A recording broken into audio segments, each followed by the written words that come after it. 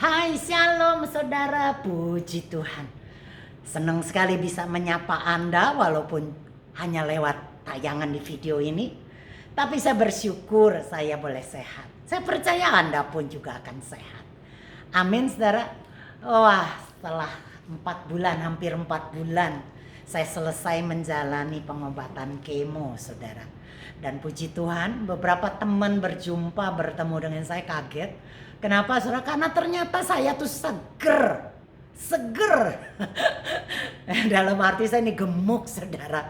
Ya saya gemuk saudara. Karena memang biasanya orang yang menderita kanker itu mengalami penurunan berat badan saudara. Mereka menjadi kurus. Tapi saya bukannya turun malah naik saudara. Gemuk. Haleluya.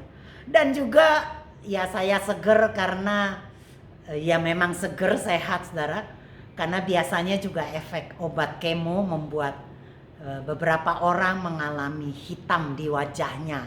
Ya mengalami hitam legam dari wajahnya, bahkan di telapak kakinya, di sekujur tubuhnya hitam-hitam karena obatnya memang obat kemo itu keras saudara.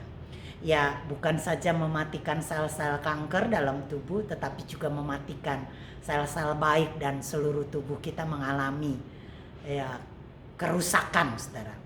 Tapi kembali saya katakan, bukan karena saya hebat, bukan karena saya memakai sesuatu, tetapi saya percaya itu adalah karena anugerah Tuhan. Amin saudara. Saya boleh seger, saya boleh sehat karena anugerah Tuhan. Dan tak terasa di bulan ini saudara, saya telah mengarungi rumah tangga saya bersama suami saya selama 42 tahun. Berapa saudara lamanya? 42 tahun saudara. Mungkin tidak seperti orang-orang yang telah mengarungi rumah tangga sampai 70 tahun atau perkawinan emas 50 tahun. Tapi saya secara pribadi 42 tahun itu pun karena anugerah saudara. Karena kalau bukan karena Tuhan, bukan karena kemurahan Tuhan, rasanya gak mungkin saya menjadi istri dan hidup bersama-sama dengan suami sampai hari ini. Hari ini jadi saya ingin berbicara saudara tentang perjanjian perkawinan. Nah pada umumnya orang menantikan hari pernikahan itu dengan antusias. Karena dengan sebuah harapan mereka bisa hidup bahagia untuk selama-lamanya. Maka mereka siap untuk bekerja keras, untuk berubah, untuk melakukan apapun untuk membahagiakan pasangannya. Tapi saya dapati tidak semuanya impian itu terwujud.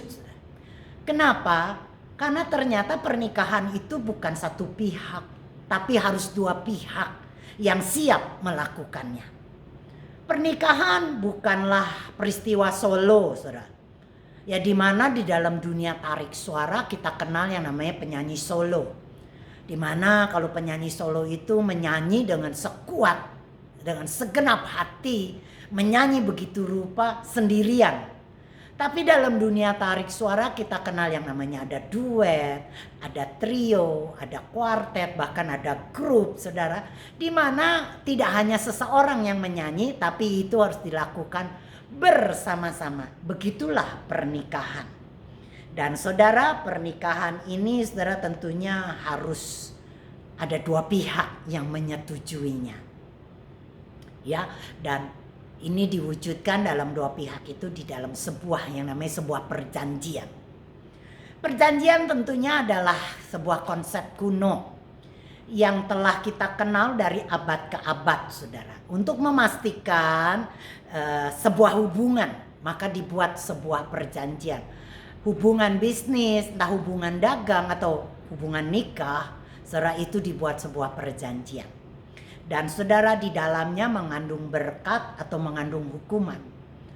Mengandung berkat saudara apabila mereka mentaati, menuruti isi perjanjian itu. Misal, bila kita mau membeli sebuah mobil atau sebuah rumah dengan cara menyicil, maka akan ditulis sebuah perjanjian cara menyicil kita berapa jumlahnya, tiap bulan harus Anda bayar sekian. Dan bila Anda menepatinya, Anda cicil terus setiap bulan, Anda tidak pernah langgar perjanjian itu, maka Anda dapat berkat, yaitu berupa rumah atau mobil yang Anda ingin cicil itu, Anda dapatkan. Tapi mengandung sebuah hukuman bila Anda tidak menggenapinya, tidak mentaatinya, Anda tidak membayar cicilanmu, maka engkau akan dapatkan sanksi, sebuah hukuman, bahwa mobilmu atau rumahmu akan diambil, disita, saudara. Betul ya? Nah, tentunya perjanjian ini penting. Maka ada pihak lain yang menjadi saksi, saudara. Bila kita mau cicil atau buat sebuah perjanjian rumah atau bisnis, usaha, saudara, atau mobil, maka transaksi ini dicatat oleh pejabat negara dan biasanya itu oleh notaris. Tapi kalau perjanjian nikah dicatat oleh pegawai kantor catatan sipil. Zaman sekarang tentunya digunakan bolpen, pulpen atau tinta. Tapi di zaman dulu tidak. Mereka menggunakan, saudara, binatang, hewan yang dikorbankan, dipotong, dibelah jadi dua dan ditaruh dalam berhadapan satu sisi dengan sisi lainnya, dan mereka yang berjanji itu berjalan di tengah-tengahnya dengan sebuah pengertian. Mereka akan menjadi seperti bangkai ini bila mereka tidak mentaatinya. Nah, saudara, lihat dalam Kejadian 15 ayat ke-10 dalam Indonesia Modern Bible, saya bacakan Kejadian 15 ayat 10. Ia mengambil semuanya itu baginya dan membelah di tengah-tengahnya menjadi dua. Lalu ia meletakkan bagian yang satu berhadapan dengan yang lain, tapi ia tidak membelah burung. Ini adalah sebuah perjanjian yang dimulai oleh Abraham bersama Tuhan. Dia potong, saudara, binatang korban itu ditaruh kedua sisinya, dan saudara, ini perjanjian, saudara, yang melambangkan sebuah perjanjian bangsa Israel sebagai mempelai Tuhan. Dan kita lihat di Yeremia pasal 34 ayat 18, aku akan menyerahkan orang-orang yang telah melanggar perjanjianku, yang tidak berdiri di atas perkataan perjanjian yang telah mereka ikat denganku.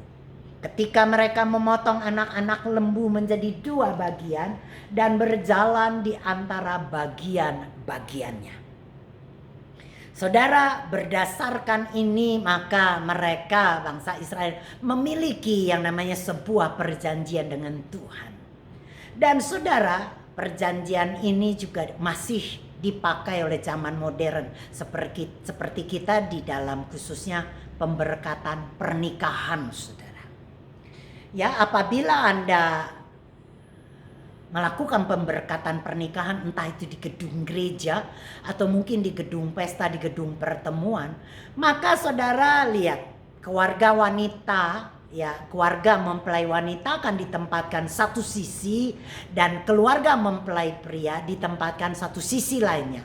Jadi saling berhadapan, di tengahnya diberikan ruangan space agar mempelai wanita bisa berjalan di tengahnya. Ini melambangkan, saudara, ya, seperti zaman dulu di mana yang berjanji, membuat perjanjian itu berjalan di tengah-tengah potongan hewan.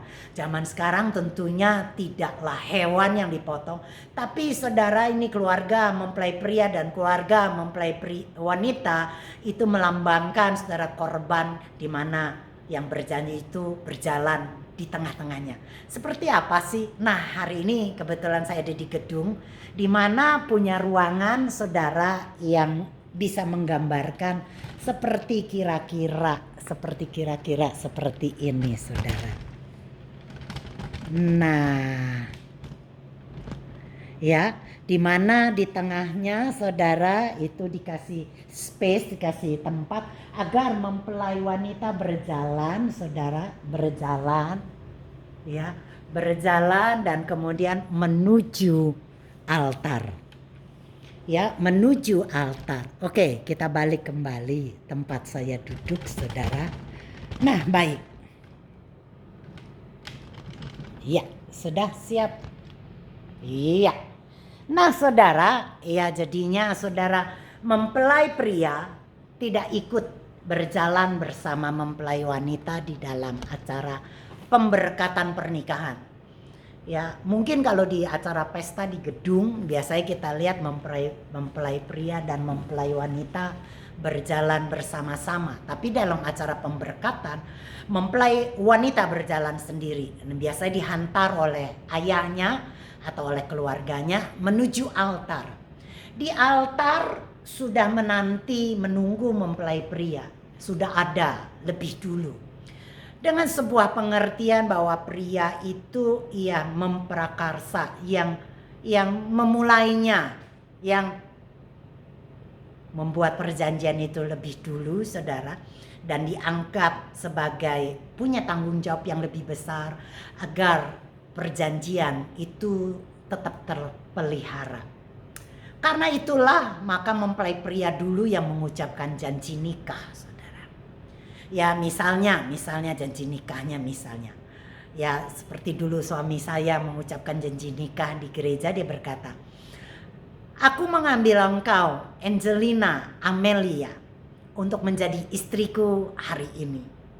Ketika susah maupun senang, ketika dalam kaya maupun miskin, ketika sehat maupun sakit, untuk dikasihi dan disayangi sampai kematian memisahkan kita sesuai dengan ketetapan Tuhan yang kudus.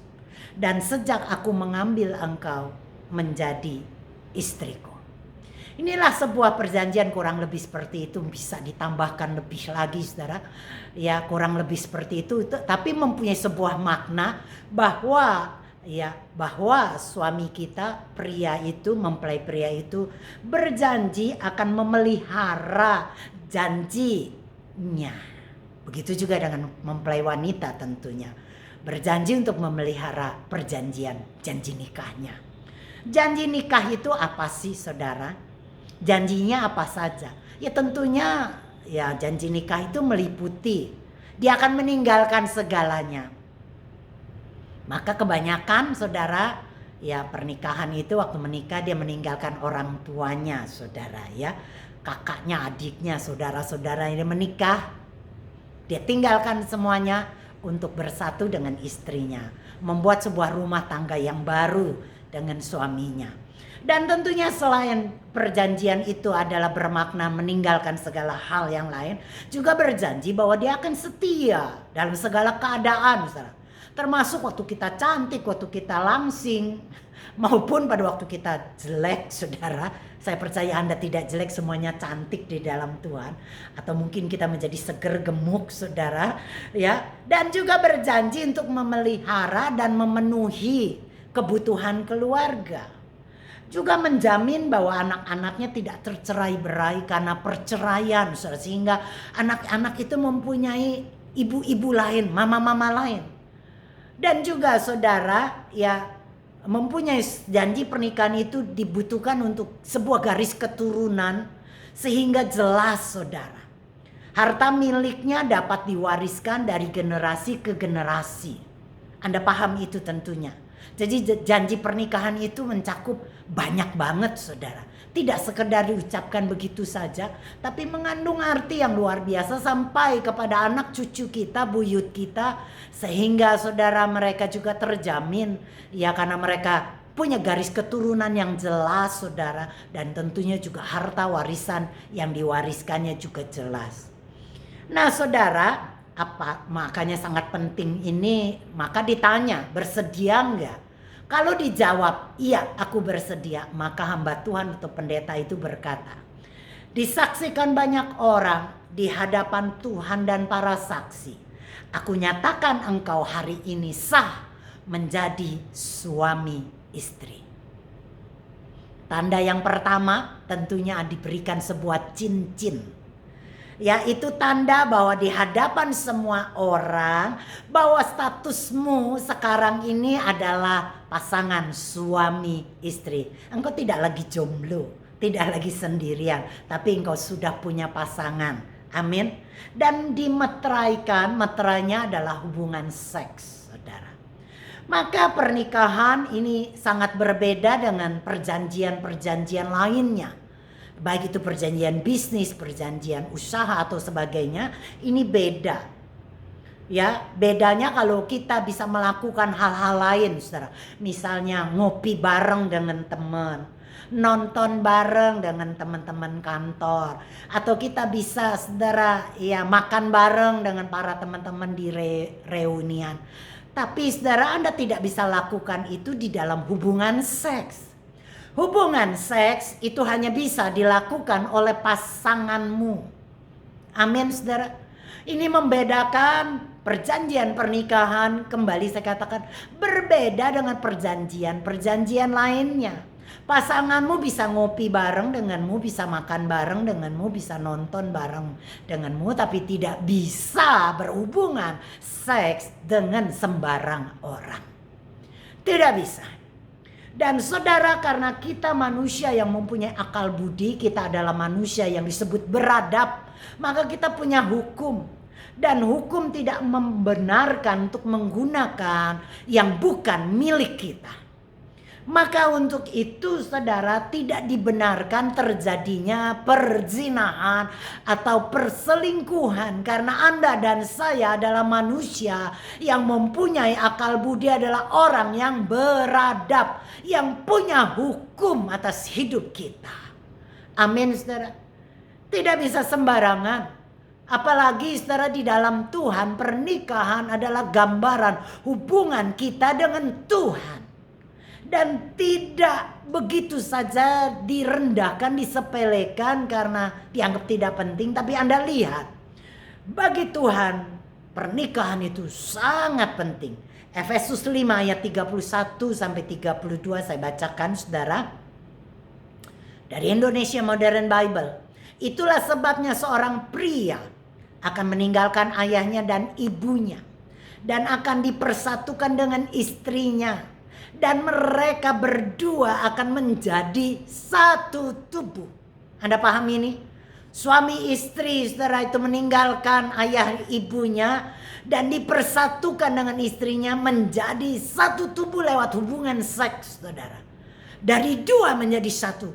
Amin, saudara. Rahasia ini sungguh besar. Tapi aku berbicara mengenai Kristus dan gereja.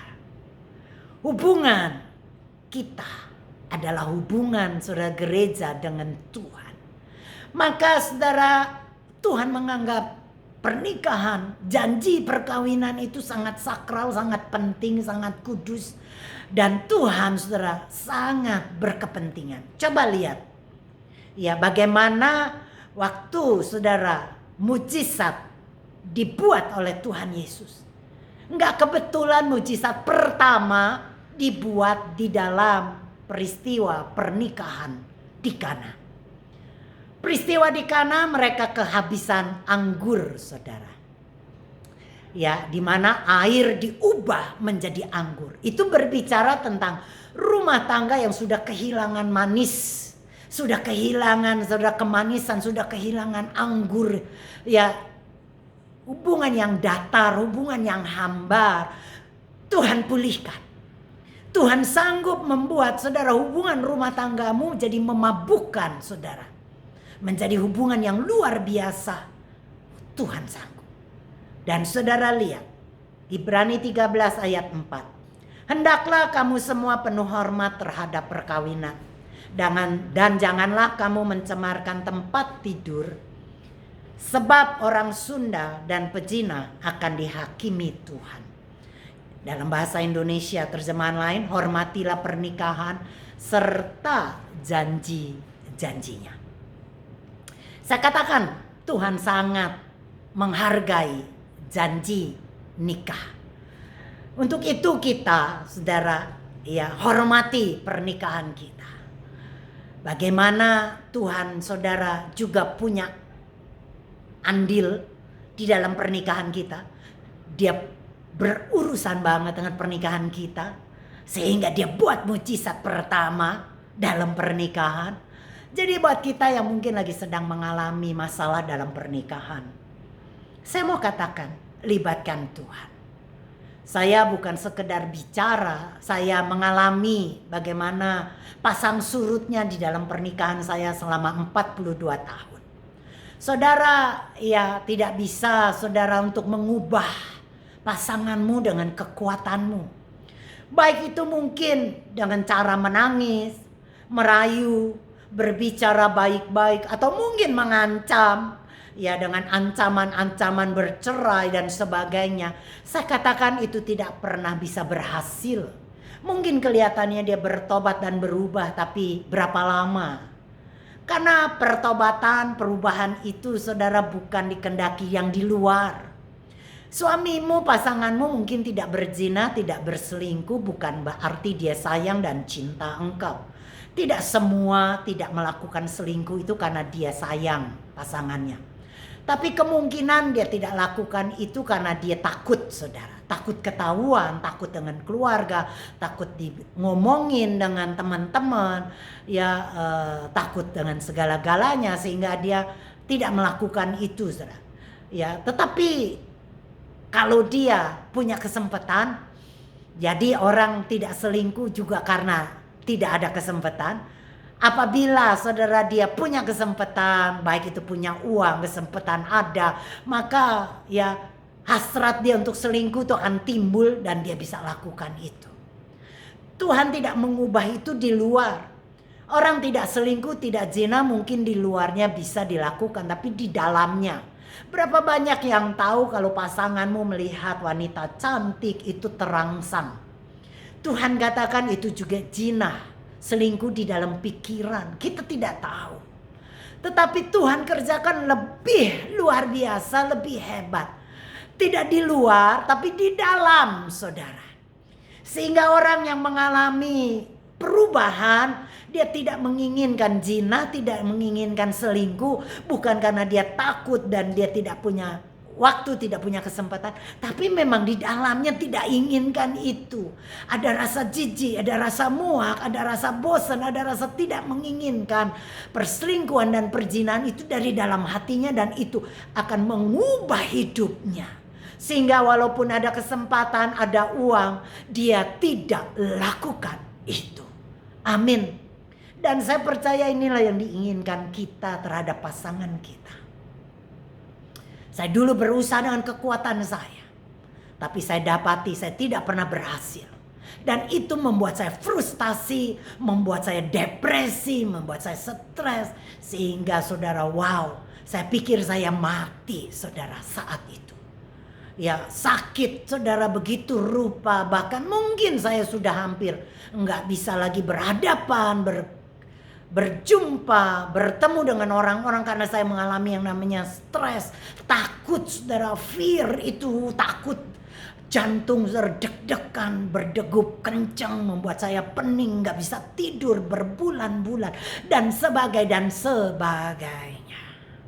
Tapi puji Tuhan, saudara, waktu saya sadar bukan kekuatan saya yang bisa mengubah pasangan saya, tapi kekuatan Tuhan. Dan sekarang saya tidak berfokus untuk mengubah pasangan saya, tapi saya berubah.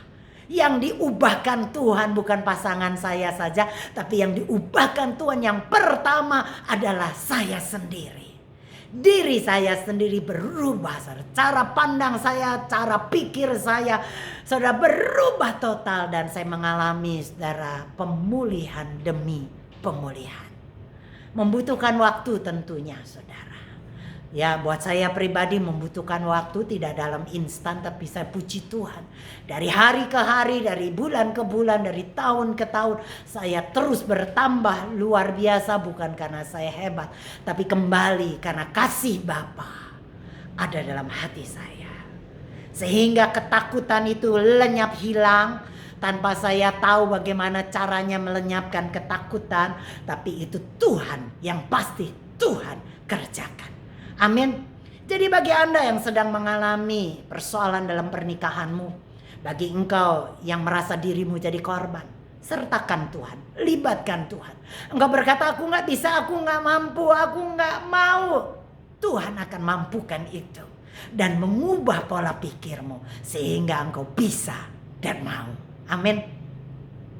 Bagi engkau yang suka berselingkuh, yang lagi berzina, Yang lagi selingkuh dengar, hai, hormati janji pernikahanmu karena engkau lagi melibatkan Tuhan. Dan saudara lihat ayat terakhir saudara dikatakan saudara, ya saudara lihat ayat terakhir diambil dalam Ibrani saudara 13 ayat 4. Hendaklah kamu semua penuh hormat terhadap perkawinan. Jangan cemarkan tempat tidur sebab orang sundal dan pezina akan dihakimi Tuhan. Saya percaya saudara, ya bagi kita yang suka bersundal, yang berzina, selingkuh mungkin ada rasa takut saudara. Karena saya percaya di hati manusia ada hati nurani yang gak bisa dibohongi. Saudara tidak rasa damai. Maka saudara waktu Anda tidak mampu lakukan itu, sertakan Tuhan. Engkau berkata aku mau berubah tapi gak mampu. Aku jatuh lagi dan jatuh lagi dalam dosa yang sama. Saya mau katakan jangan pakai kekuatanmu tapi libatkan Tuhan. Maka saudara engkau akan bisa. Dan engkau akan mendapatkan berkat dari pernikahanmu. Ya pada waktu engkau tidak takut, engkau bahagia. Dan bahagia itu akan membuat imunmu naik. Maka engkau akan dapat sehat. Engkau akan diberkati dengan kesehatan, kebahagiaan. Engkau bisa bekerja dengan baik. Maka mendatangkan keuntungan dan berkat dalam usahamu dan pekerjaanmu. Sehingga engkau limpah. Dan juga engkau mempunyai keluarga yang harmonis. Anak-anakmu sehat. Pintar-pintar karena mempunyai orang tua yang bahagia. Saudara, berkat itu akan datang pada engkau mentaati, menuruti, menggenapi janji nikahmu. Tapi hukuman akan datang kepadamu pada waktu engkau melanggar janji pernikahan. Jadi untuk itu saya berkata, bagi kita semua sertakan Tuhan. Apapun masalahmu, semuanya mungkin bagi Tuhan. Saya berdoa air dalam perkawinan yang sudah hambar menjadi manis kembali. Karena Tuhan, bukan karena engkau, bukan karena kekuatanmu, tapi karena ada Tuhan di dalammu. Bagaimana caranya enggak tahu saudara. Enggak tahu karena Tuhan yang kerjakan di dalam kita. Bukan di luar, di dalam kita. Yang menjadikan kita manusia yang baru. Amin. Selamat berbahagia, nikmati masa mudamu dengan pasanganmu, kata Amsal katakan. Maka berbahagialah engkau di bumi ini dalam nama Yesus. Haleluya. Shalom bagi Anda, shalom bagi Indonesia, shalom bagi kita semua.